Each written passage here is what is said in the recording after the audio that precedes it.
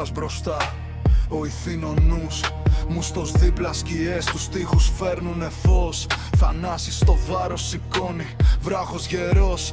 Καραγκούνης τσιλιαδόρος, βλέμμα αιχμηρός. Σε σπίτια μπαίναν, κλοπές μεγάλες. Μυστικά φεύγαν, σιωπές μεγάλες. Ο δικηγόρος δικός τους, ο δρόμος στρωμένος. Η συμμορία των 4, πάντα ενωμένος.